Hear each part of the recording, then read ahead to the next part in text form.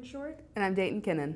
This week on BKTV, to start off a segment over a new shop in Farmington owned by a student, followed by a segment over the EOC Carnival, then our segment on national and world news.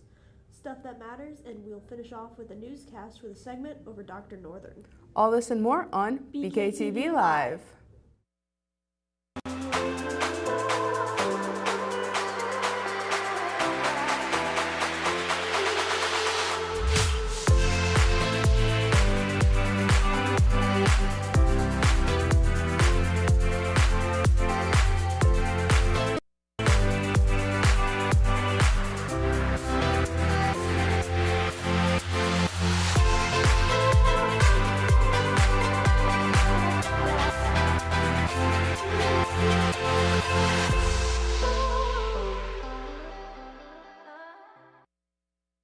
Today is Thursday, May 1st, with thunderstorms and in the mid to low 70s. It's going to be humid the next few days.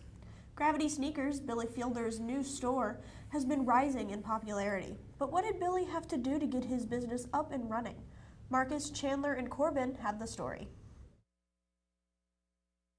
Gravity Sneakers, owned by young entrepreneur and FHS junior Billy Fielder, has been open for roughly a month. With low prices and great picks, Gravity Sneakers is looking to be a diamond in the rough. Just a spot where everybody has an opportunity to get all the shoes that they want for a lower price. There's not really a spot around here to get shoes kind of like this. All you have is about Hibbett's and places like that. So give people an opportunity to get the shoes they want without having to go up to the city or ordering online. While his store may be popular with his fellow students, opening the store had its own challenges. There's a bunch of different problems that come along, but we've gone past those issues and hopefully steady sailing from here. Yeah, I mean, even from the little stuff with the government, trying to set up all the tax numbers and everything, that's a big thing. But even down to holes in the wall that needed to be repaired the room before I can actually open. Benny Howard, a close friend of Billy Fielder, says he's proud of him for opening up his own shop. I think it's cool that he is trying to do something that he wants to do in the future, and he got this whole store together by himself, and just him and his mom working on it, and I think it's a cool thing. I've been there quite a few times, but the first time I went, it was cool. He had like a grass turf rug laid out with this hardwood, and he had his chalk wall that you could sign if you bought something, and the shoes were nice. It was a good place, especially for the factory. I'd like to help him out. If it was an adult, it'd just be like really any other shoe store that I could go to, but since it's Billy, it's just cool that he could get up and do that. Billy started selling shoes as a side hustle near the beginning of high school. Since then, he's grown his business into something bigger than he could ever imagine. Billy Fielder has advice for young entrepreneurs. Chase your dreams. There's nothing more in the world than anybody wants to be successful, and you're not going to get anywhere not chasing your dreams, you know. If you want something, go for it. If it doesn't work, it doesn't work. Just try again. Just keep going. Just work hard. Just if you want to do something, just do it. I mean, there's nothing stopping you right now. This is kind of the time at a young age to do what you want, do what you love. And if it doesn't work out, then you still got all the life ahead of you to live. So now's the time to risk it. Gravity Sneakers is located in the factory downtown. Head to 200 West 1st Street, Suite 104 for all of your sneaker desires. Reporting for BKTV, Marcus Birch, Chandler Connor, and Corbin Halfley. I don't know about you, but I'd love to check out Gravity Sneakers someday. The end of the year is coming, and that means the end of courses. Student Council wants to ease the stress. Libby Abel and Savannah Walker have more.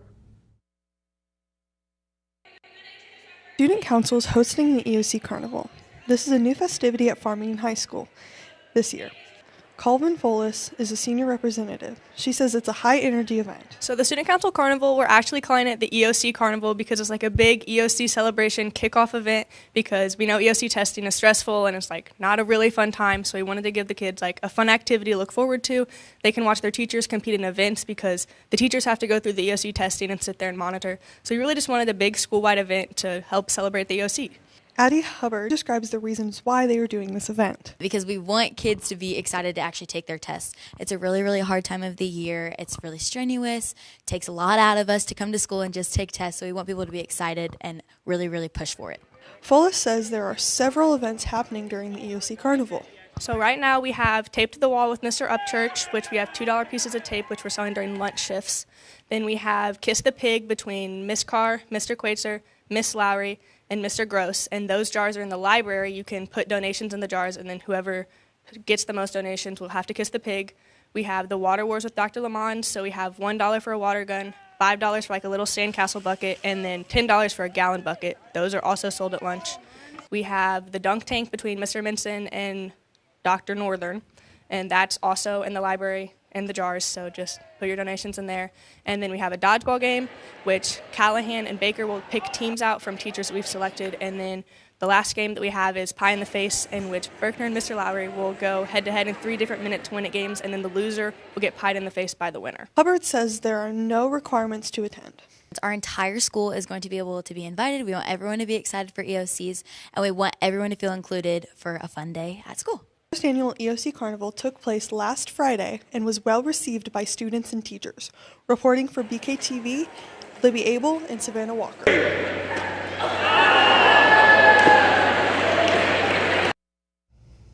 They're looking into celebrating end of course next year, too. Now we move into our national and global news segment called Stuff That Matters. Pope Francis has passed away on April 21st, 2025, at the age of 88. The Vatican said Pope Francis had a stroke that put him into a coma that eventually led to his heart failure. Pope Francis served for 12 years and became a beloved world leader through his focus on social justice, emphasis on the environment protection, and open communication with his people. His last public appearance was on Easter Sunday when he was able to meet and bless thousands of people in St. Peter's Square. Earlier that morning, he also met with United States Vice President J.D. Vance. The conclave is set to choose a new pope starting May 7th. All information was gathered by AP News and the Vatican. Within President Trump's first 100 days in office, he had worked to fulfill his promise of retribution. He has done this through the government by targeting political opponents, the news, law firms, universities, and several Justice Department investigations. According to NPR, the Secret Service has been pulled for President Biden's children and pushed for investigations against companies he dislikes, such as media services. A poll was sent out by NPR, PBS News, and Marist, where respondents had graded President Trump on his first 100 days in office, where 23% of respondents gave him an A, and almost half giving him a failing grade. 50-year-old Adeline Bew, owner of a Texas mortuary, has been accused of conducting experiments on corpses. Several parts of the body would be severed from the corpses in order to test how the embalming fluids affected the areas, as well as studying the effects of embalming fluids with and without formaldehyde. She would encourage employees as well as conducting them herself.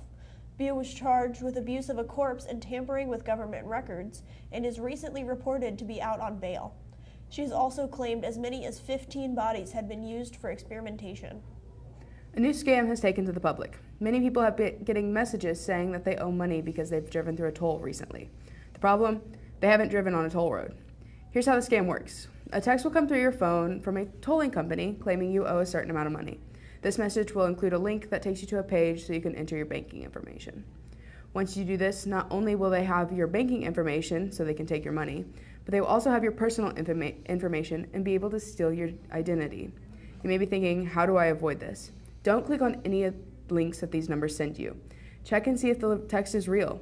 You can do this by reaching out to an actual tolling company using a phone number or a website that you know is real. Also, make sure that you report and delete the message, whether it's a text or an email. All information was acquired by the Federal Trade Commission. Our very own Mr. Northern has recently been upgraded to Dr. Northern. Corbin Halfleet, myself, and Morgan Short have more information. On April 1st, Mr. Northern received his doctorate in educational leadership. He received his doctorate from William Woods University in Fulton, Missouri. Well, I started mine 6 years ago, I think, 7 maybe. There was a stretch where I wasn't probably making as much forward progress, just because busy, and kind of kept finding, kind of like kids, kept finding other things I'd rather do with my time and wasn't putting it where I should. And then I started getting close to like running out of time. So then I had to basically pick up and like, okay, I need to actually get the work done and finish. And I did.